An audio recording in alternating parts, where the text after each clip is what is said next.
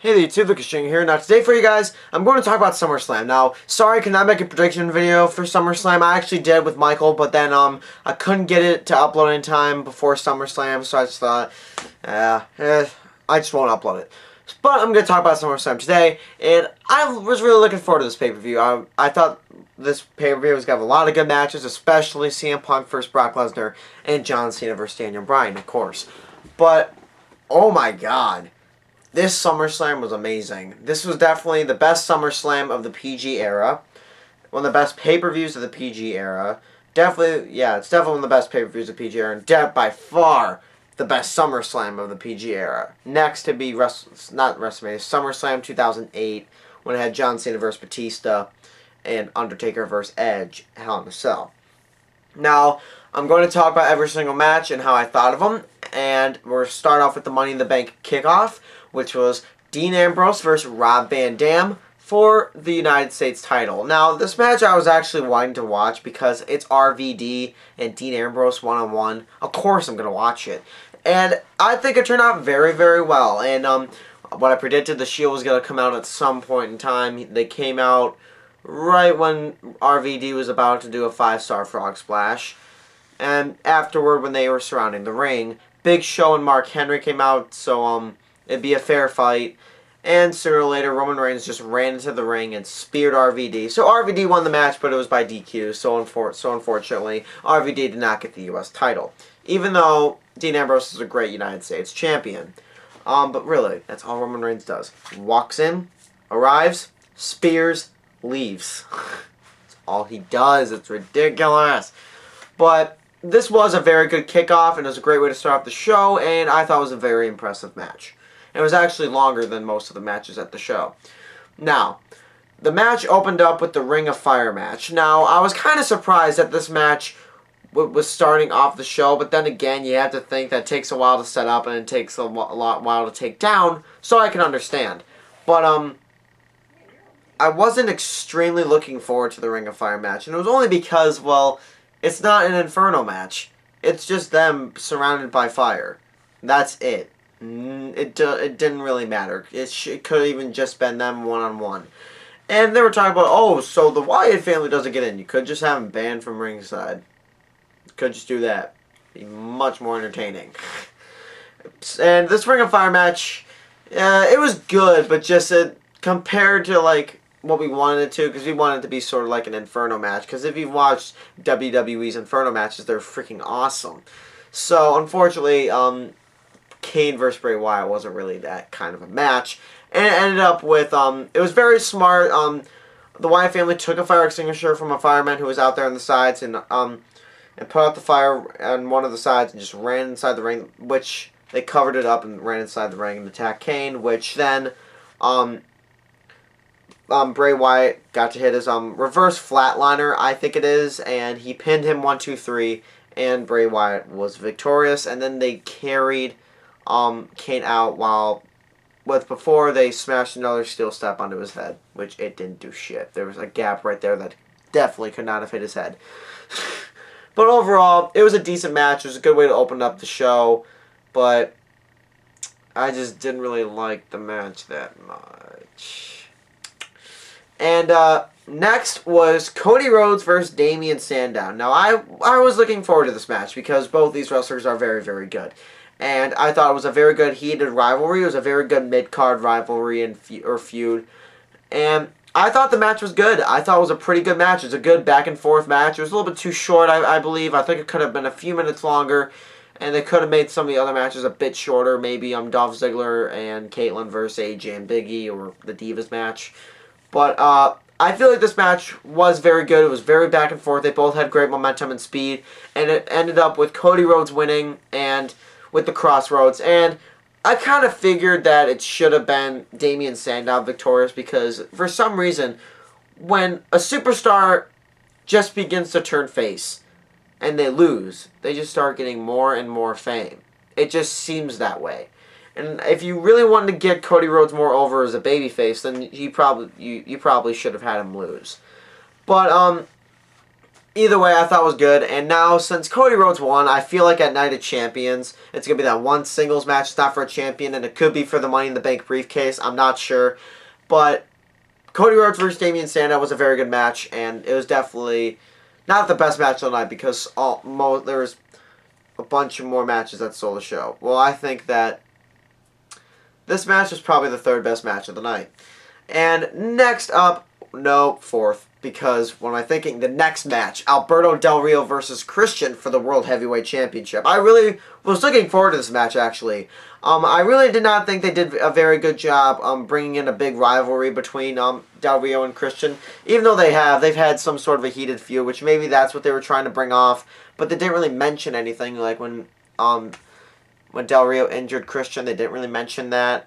Or any of the other matches they had, like that ladder match that they had at Extreme Rules, which was amazing. But they do have really good chemistry, and it definitely showed at SummerSlam because their match was awesome. I really loved this match. Much more better match than I thought it was going to be. Both back and forth momentum from both Alberto Del Rio and Christian. They both are such good wrestlers. They both are so talented. I was really, really anticipating this match only because I really wanted Christian to get another world champion, but unfortunately it went to Alberto Del Rio, which I figured. But I was really hoping that Christian would get it, but unfortunately that didn't happen. He got one more match. He did a very good job in it, and unfortunately Christian almost had it won. He hit him with a spear, but his shoulder or arm hurt, or his wrist, and then had Alberto Del Rio lock in the cross arm breaker, and Christian tapped out, which it sucks, because I really wanted Christian to win. But then again, Alberto Del Rio also is a great talent. And I feel bad for Del Rio, how he always just gets a month title reigns and then loses the title. Because every single title reign that Alberto Del Rio's had, it's been short. Like when he won at SummerSlam, he lost it the next month at Night of Champions to John Cena. He won it again at Hell in a Cell, then lost it to CM Punk at Survivor Series. Then when he won the world title, he had it for a few times. In January, then he lost it at the Raw after WrestleMania, which was a decent amount for the World Heavyweight title reign. And then when he won it again, he's only been victorious a couple times, so maybe he could lose that Night of Champions, but I feel like he'd end up losing it at Battleground or Hell in a Cell. But I'm getting off topic. Overall, Alberto Del Rio versus Christian really surprised me. I thought that was a fantastic match, and I think it's probably my top 10 favorite matches of the year. And next up was a match I didn't give a shit about, and of course was the Divas match, Natalya versus Brie Bella. It was a couple minutes longer than I thought it was. And just to let you know, the match was 4 minutes. And it was Natalya accompanied by the Funkadactyls, and Brie Bella was accompanied by Nikki Bella and Eva Marie. And it wasn't that bad of a Divas match. It was definitely better than a lot of Divas pay-per-view matches, but still, I didn't really care. And it ended up going to Natalya, which I expected, but didn't really care enough. The next match of the night, the Best versus the Beast. CM Punk versus Brock Lesnar. This match surprised the hell out of me. I actually thought this match wasn't going to be too well because I really did not think that Brock Lesnar and CM Punk would have a good match together, but they did. That match was beautiful. It was such an awesome match. And I think it was the best match of the night, and you might think I'm crazy for saying this, but I think that CM Punk vs. Brock Lesnar was match of the year. I watched it like 2 more times after SummerSlam. I freaking loved it every time. I love CM Punk vs. Brock Lesnar now. It's such a fantastic match. And CM Punk had a lot of momentum in this match, and so did Brock Lesnar. It was very good back and forth. And of course, Brock Lesnar won the match, which I kind of predicted.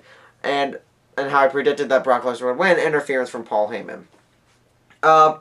CM Punk had a lot of opportunities to win this match. He hit him with the go to sleep, he hit him with the Anaconda Vice, but Paul Heyman, of course, interfered.